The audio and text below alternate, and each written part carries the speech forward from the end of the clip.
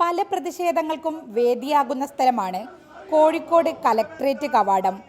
ഒരുപാട് പ്രതിഷേധ സമരങ്ങൾക്ക് സാക്ഷിയാകുന്ന കലക്ട്രേറ്റിന് മുന്നിൽ വേറിട്ടൊരു സമരമാണ് നടന്നത്. പശുവും കോഴിയും ആടുമൊക്കെയായാണ് പശ്ചിമഘട്ട കർഷക ക്ലബ്ബ് പ്രവർത്തകർ പ്രതിഷേധ മാർച്ചിനെത്തിയത്.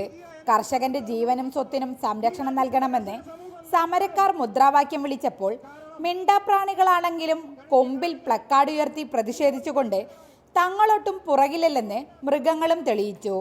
മണിക്കൂറുകൾ നീണ്ട സമരം തീരും വരെ പുല്ലും വെള്ളവും ഒക്കെ നൽകി സമരക്കാരെ പിടിച്ചു നിർത്താൻ സംഘാടകരും ശ്രദ്ധിച്ചു.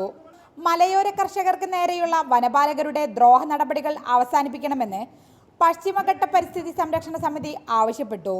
വനം വകുപ്പിന്റെ പീഡനങ്ങൾ ആണ് ഇതിനു മുമ്പിൽ മീൻ പിടിക്കാൻ പോയിരിക്കുന്ന 4 കർഷകരെ മനുഷ്യാവകാശ ലംഘനം അടിച്ചമർത്തുകയും അതുപോലെ തന്നെ വളരെയധികം പരിക്കേൽപ്പിക്കുകയും ചെയ്തു. മനുഷ്യാവകാശ കമ്മീഷന് പരാതി കൊടുത്തിട്ടുണ്ട്. അതേപോലെ തന്നെ നമ്മുടെ മന്ത്രിക്ക് നമ്മൾ പരാതി കൊടുത്തിട്ടുണ്ട്. മാതൃകാപരമായി ശിക്ഷിക്കണം എന്നുമാണ് ഞങ്ങൾ ആവശ്യപ്പെടുന്നത്. പ്രശ്നത്തിന് പരിഹാരമുണ്ടായില്ലെങ്കിൽ വീട്ടുമൃഗങ്ങളെ കൂടെ കൂട്ടിയുള്ള പ്രക്ഷോഭം വ്യാപിപ്പിക്കുമെന്ന മുന്നറിയിപ്പ് നൽകിയാണ് കർഷകർ സമരം അവസാനിപ്പിച്ചത്. റിപ്പോർട്ടർ, കോഴിക്കോട്.